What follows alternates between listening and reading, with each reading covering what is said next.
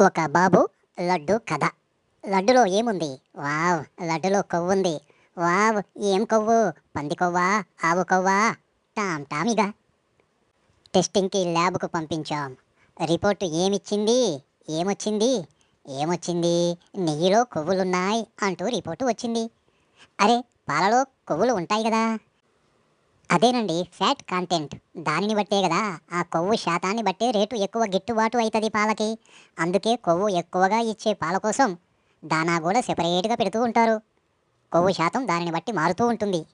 Fat కంటెంట్‌ను బట్టే rate గిట్టుబాటు అవుతుంది. మరి ఇంతకీ ఇప్పుడు వచ్చిన ఇబ్బందేమిటి? ఏముంది? నెయ్యిలో కొవ్వులున్నయి అంటూ రిపోర్టు వచ్చింది అట. మన బాబుగారు ఆ కొవ్వు ఏమి కొవ్వు? మా హెరిటేజ్‌లో ఉండే కొవ్వేనా ఇంకేమన్నా కొవ్వులా? అంటూ ప్రశ్నార్థకంగా ముఖం పెట్టేవరకి ఇదిగో ఈ విధంగా టామ్ టామ్ అయితా ఉంది. ఒక అధికారి అంటాడు, అలాంటి నెయ్యి ఏదైతే కంటామినేటెడ్ లేదా ఇతరత్రా కొవ్వులు ఉన్న నెయ్యి వచ్చిందో ఆ కంటైనర్‌ని మేము తిప్పి పంపించాం. దానితో లడ్డూలు చేయలేదు అంటాడు. ఇంకొకరంటారు, వన్ నేషన్‌లో వన్ అమ్మ ఎప్పుడో అంది 2, 3 సంవత్సరాల క్రితమే. నాన్నా తిరుపతి లడ్డూలు తినకురా నాయనా ఎక్కువగా అంది. నాకు ఏదో సందేహం ఉంది.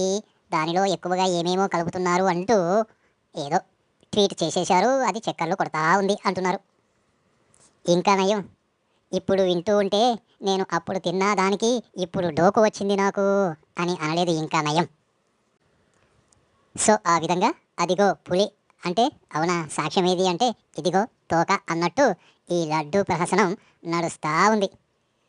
జూన్ నెలలోనే ఈ ప్రభుత్వం కొలువు తీరింది. దాదాపు 4 నెలల తర్వాత మరి ఈ లడ్డూల కథ ఏందో బయటకు ఎందుకు వచ్చిందో, ఇప్పుడే ఎందుకు ఈ విధమైనటువంటిది తీసుకొచ్చారో, వీరే అధికారంలో ఉండంగా వచ్చిన కంటైనరే. మరి అలాంటప్పుడు ఎవరి మీదో నెపం పెట్టి ఎవరిదో తప్పు అన్నట్టు ఇప్పుడు బయటకు ఎందుకు తీసుకొచ్చారు అంటే ఏముంది? ఆ స్టీల్ ప్లాంట్ ప్రైవేటైజేషన్ ఇష్యూ, ఆ యొక్క వరదల ఇష్యూ కనుమరుగు కావడానికి అంతే.